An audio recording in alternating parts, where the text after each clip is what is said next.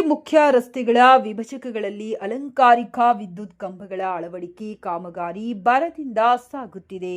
ಗಂಗಾವತಿ ನಗರದ ಪ್ರಮುಖ ರಸ್ತೆಗಳಲ್ಲಿ ಅಭಿವೃದ್ಧಿ ಕಾಮಗಾರಿಗಳಿಗೆ ಮತ್ತಷ್ಟು ವೇಗ ದೊರೆತಿದ್ದು, ಜೈ ಶ್ರೀರಾಮ್ ತಿರುಮಲಾಂಜನೇಯ ವಿಭಜಕಗಳ ಅಡಿಯಲ್ಲಿ ಮುಖ್ಯ ರಸ್ತೆಗಳ ಡಿವೈಡರ್ಗಳಲ್ಲಿ ಅಲಂಕಾರಿಕ ವಿದ್ಯುತ್ ಕಂಬಗಳ ಅಳವಡಿಕೆ ಕಾರ್ಯ ಭರದಿಂದ ಸಾಗುತ್ತಿದೆ. ನೀಲಕಂಠೇಶ್ವರ ವೃತ್ತದಿಂದ ಕನಕದಾಸ ವೃತ್ತ, ಅಲ್ಲಿಂದ ಇಂದಿರಾ ವೃತ್ತದ ಜುಲೈ ನಗರವರೆಗೆ ಸುಂದರ ವಿನ್ಯಾಸದ ವಿದ್ಯುತ್ ಕಂಬಗಳನ್ನು ಅಳವಡಿಸಲಾಗುತ್ತಿದ್ದು, ನಗರಕ್ಕೆ ಹೊಸ ಮೆರುಗು ನೀಡುವ ಕೆಲಸ ನಡೆಯುತ್ತಿದೆ.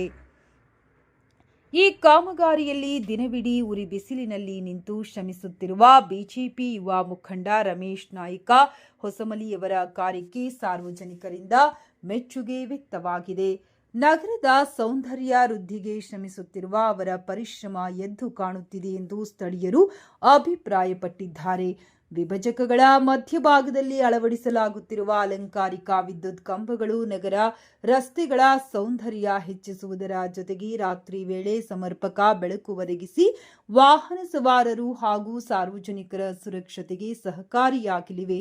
ಶೀಘ್ರದಲ್ಲಿ ಈ ಭಾಗಗಳಲ್ಲಿ ವಿದ್ಯುತ್ ದೀಪಗಳು ಪ್ರಜ್ವಲಿಸಲಿದ್ದು, ಪ್ರಮುಖ ರಸ್ತೆಗಳು ಮತ್ತಷ್ಟು ಆಕರ್ಷಕವಾಗಿ ಕಾಣಲಿವೆ ಎನ್ನಲಾಗಿದೆ.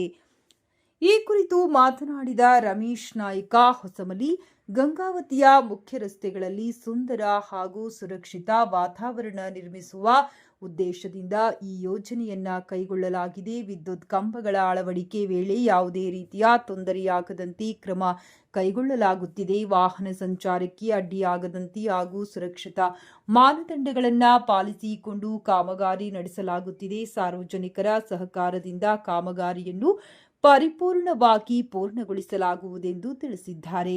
ಸ್ಥಳೀಯ ಆಡಳಿತ ಹಾಗೂ ವಿದ್ಯುತ್ ಸರಬರಾಜು ಸಂಸ್ಥೆಗಳ ಸಮನ್ವಯದಲ್ಲಿ ಈ ಯೋಜನೆ ಜಾರಿಗೊಳ್ಳುತ್ತಿದ್ದು, ನಗರದ ಅಭಿವೃದ್ಧಿಯ ಭಾಗವಾಗಿ ವಿವಿಧ ಮೂಲಸೌಕರ್ಯ ಕಾಮಗಾರಿಗಳು ಕೂಡ ಮುಂದುವರೆದಿವೆ.